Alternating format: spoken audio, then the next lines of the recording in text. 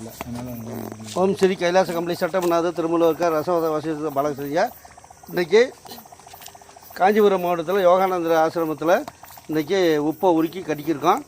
உப்பை உருக்கி அதில் வந்து லிங்கத்தை போட்டு கட்டிக்கிருக்கோம். பாருங்கள், உப்பை உருக்கி உள்ளே போட்டு கட்டிக்கிருக்கோம்.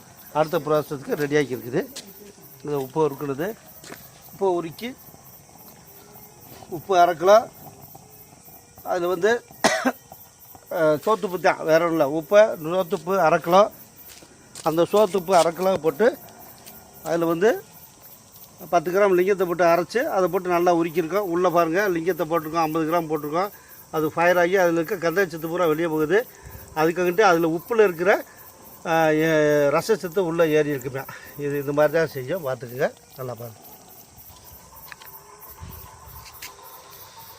இருட்டுக்குள்ள இருக்கு.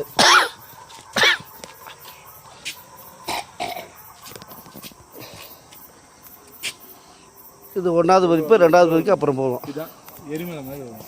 இதுதான் கரெக்டான. இங்கே வந்து பாருங்க, எரிமலை மாதிரியே வரும். இங்கே கூட சொன்னாங்க பாரு, அதுக்கு என்ன